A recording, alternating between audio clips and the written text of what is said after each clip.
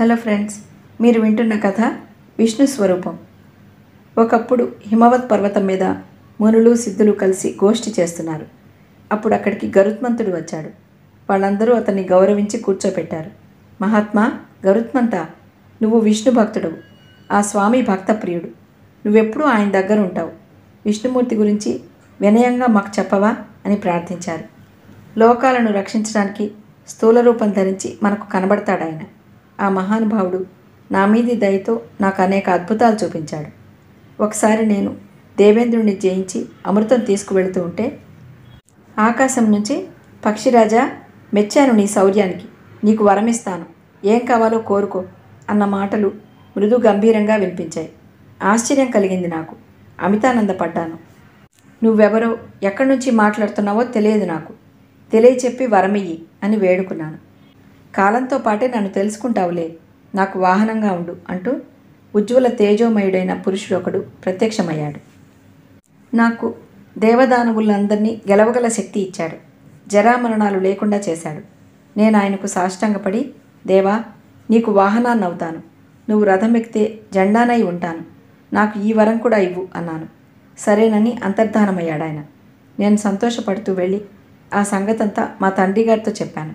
నాయనా, ఆ మహాత్ముడు నారాయణుడు నీ మీద ఉన్న అనుగ్రహంతో నీకు కనబడి మాట్లాడాడు. ధన్యుడవు నువ్వు. ఆయనను చూడగోరి యోగ సమాధి వహించాను నేను. నల్లని, తెల్లని, పచ్చని, ఎర్రని వర్ణాలతో అనేక పాణి, పాద, శిరోనేత్రాలతో దర్శనమిచ్చాడు నాకు. అలాంటి మహానుభావుడికి శాశ్వతంగా పరిచర్య చేసే భాగ్యం లభించింది నీకు. తరించావు నువ్వు. బదరికాశ్రమానికి వెళ్ళి అక్కడ ఉన్న నారాయణమూర్తిని సేవించు అన్నాడు. గబగబా అక్కడికి వెళ్ళాను. అక్కడ నాకు ఆ దేవుడు పీతాంబరధారియే 8 చేతులు గల మూర్తిగా దర్శనమిచ్చాడు.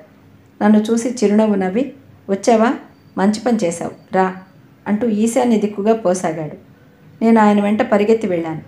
అలా బహుసహస్ర యోజనాలు వెళ్ళాక అక్కడ బ్రహ్మాండమైన అగ్ని వెలుగుతూ కనబడింది. కట్టెలు లేకుండానే వెలుగుతోంది. ఆయన ఆ అగ్నిలో ప్రవేశించాడు. అందులో శివుడు పార్వతితో సహా తపస్సు చేస్తున్నాడు. కాసేపు ఆ శివపార్వతులతో ముచ్చటించి ఆ అగ్నిని దాటి వెళ్ళిపోతున్నాడు ఆయన. నేను అప్పటికే బాగా అలసిపోయాను. అయినా ఆయన వెంటే నడిచాను. ఆ దేవుడు అలా చాలా దూరం నడిచి సూర్యకిరణాలు చొరబడటానికి వీలని మహా తపస్సులోకి ప్రవేశించాడు. అక్కడికి వెళ్ళేసరికి నాకు కళ్ళు కనిపించలేదు. భయమేసింది.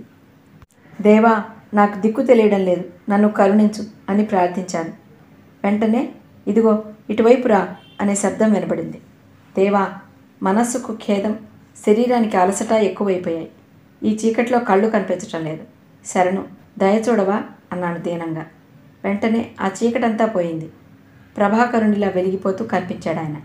ఆ ప్రదేశం సూర్యచంద్ర నక్షత్రాలకు కూడా చేరడానికి. తామర కొలలు ఉన్నాయి అక్కడ. మృదుమధుర గీతాలు వినిపిస్తున్నాయి. అప్సరసలను మించిన దివ్యాంగనలు కనిపించారు. వాళ్ళందరి పూజలు అందుకుంటూ వెళ్ళాడు ఆ మహాత్ముడు. ఒక ప్రదేశానికి వెళ్ళేసరికి అదంతా అగ్నిమయమై భయంకరంగా వెలగసాగింది. ఆయన కనిపించలేదు. భయమేసింది. దేవా, రక్షించు అని ప్రార్థించాను. వినతాసుత, భయపడకు. మమతాహంకారాలు విడిచిన శాంతమూర్తులు మాత్రమే నన్ను చూడగలుగుతున్నారు.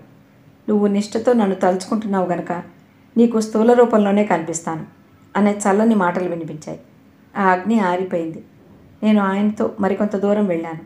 కాసేపటికి ఆ స్వామి అంతర్హితుడయ్యాడు. కనిపించని స్వామి ఇటు ఇలా అంటూ చేసిన సూచనలను ఆధారం చేసుకుని ముందుకు వెళ్ళాను నేను. అందమైన సరస్సు కనిపించింది. అందులో ఆనందంగా స్నానం చేస్తూ కనిపించాడు ఆయన. నన్ను దగ్గరకు రమ్మని సైగ చేశాడు. తీరా వెళ్ళేసరికి మాయమయ్యాడు.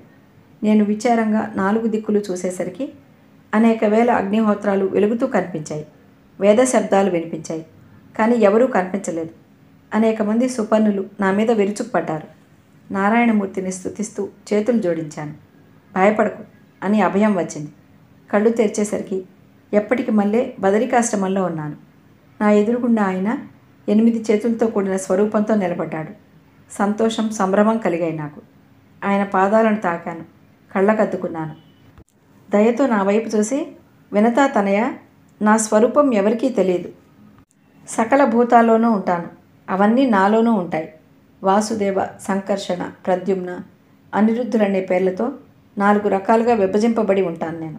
ఆత్మ, బుద్ధి, అహంకారం, మనస్సు అనే రూపాలతో వ్యాపించి ఉంటాను. అయితే ఏకాంత ధ్యానపరులు మాత్రమే నా సూక్ష్మ రూపం తెలుసుకోగలరు. నువ్వు నా భక్తుడవై నన్ను తెలుసుకో అన్నాడు ఆ మహానుభావుడు. మహాత్ములారా, నాకు తెలిసిన హరి దివ్య చేష్టలన్నీ మీకు చెప్పాను అని గరుత్మంతుడు మునులకు సిద్ధులకు విష్ణు రూపాన్ని వివరించాడు.